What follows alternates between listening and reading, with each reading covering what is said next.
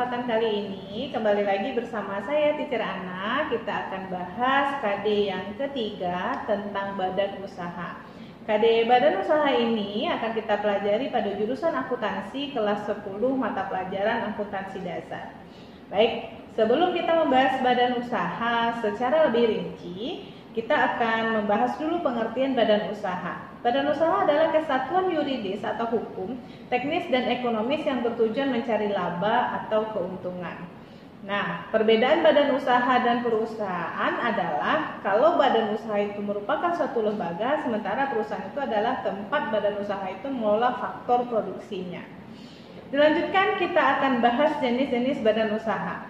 Badan usaha itu dibagi berdasarkan 4 jenis. Pertama berdasarkan kegiatannya, yang kedua berdasarkan kepemilikannya, yang ketiga berdasarkan wilayah negara, dan yang terakhir adalah berdasarkan karakteristik jenis usahanya.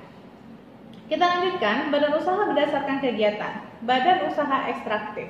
Ini adalah badan usaha yang bergerak dalam bidang usaha pengolahan dan mengelola bahan baku yang terkandung di alam sehingga dapat memenuhi kebutuhan manusia. Contohnya adalah pertambangan, perminyakan, perikanan, perhutanan, dan lain-lain. Lanjut, ini badan usaha berdasarkan kegiatan yang kedua adalah badan usaha agraris, yaitu badan usaha yang kegiatan usahanya dengan memanfaatkan bantuan alam atau segala kegiatan yang berkaitan dengan pertanian. Contohnya adalah peternakan, pertanian, perkebunan, dan perikanan darat. Badan usaha berdasarkan kegiatan yang ketiga adalah badan usaha industri. Ini adalah badan usaha yang kegiatan produksinya meliputi pengolahan bahan mentah untuk diproses menjadi bahan setengah jadi atau barang jadi yang siap untuk dikonsumsi. Contohnya ini adalah industri kimia, industri farmasi, industri tekstil, industri logam, dan lain-lain. Nah, yang keempat adalah badan usaha perdagangan. Badan usaha perdagangan adalah badan usaha yang aktivitasnya melakukan pembelian sejumlah barang di suatu tempat dan kemudian dijual kembali di tempat yang lain dengan tujuan mencari keuntungan. Contohnya swalayan, minimarket, supermarket, toko-toko, dan lain-lainnya. Nah, bentuk badan usaha berdasarkan kegiatan yang keempat, yang terakhir adalah badan usaha jasa. Ini adalah badan usaha yang kegiatannya bergerak di bidang pelayanan jasa atau pemberian jasa kepada konsumen. Nah, contohnya ini ada bank, leasing, salon, biro perjalanan, pos, asuransi, dan lain-lain. Nah, kita lanjutkan badan usaha, jenis badan usaha berdasarkan kepemilikan modal. Ada BUMN. Nah, BUMN ini modalnya dimiliki oleh negara atau pemerintah pusat dan tujuannya melayani masyarakat atau mencari keuntungan. Contohnya ada PT Telkom, PT PLN, PT Damri, Garuda, dan PT Kereta Api. Lanjut ada badan usaha milik swasta atau BUMS. Badan usaha yang modalnya dimiliki oleh pihak swasta dan memiliki tujuan utama untuk mencari keuntungan. Badan usaha ini modalnya bisa dimiliki oleh perorangan atau beberapa orang.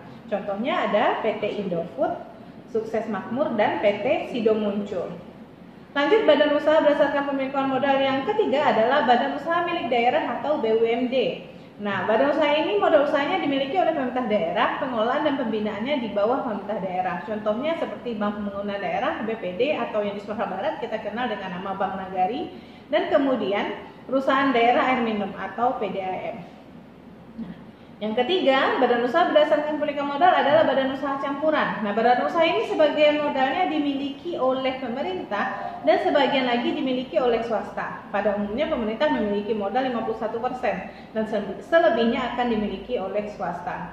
Contohnya bisa berbentuk PO atau perorangan, firma atau FA, perusahaan komanditer atau CV, dan yang terakhir berbentuk perusahaan terbatas atau PT. Kita lanjut, badan usaha berdasarkan wilayah. Ini ada badan usaha penanaman modal dalam negeri atau PMDN, yaitu kegiatan menanam modal untuk melakukan usaha di wilayah negara Republik Indonesia yang dilakukan oleh penanam modal dalam negeri dengan menggunakan modal dalam negeri. Dan yang kedua, bentuk badan usaha penanaman modal asing atau PMA.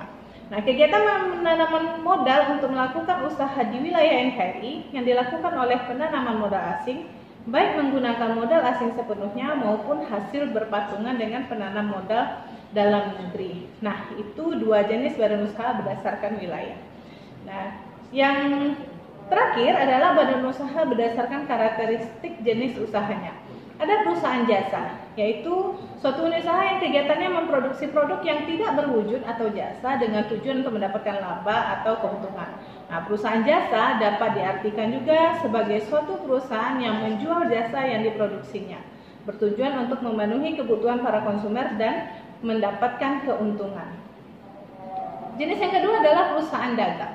Perusahaan dagang yang bisnis utamanya membeli barang dari pemasok dan menjualnya lagi ke konsumen tanpa mengubah wujud barang tersebut.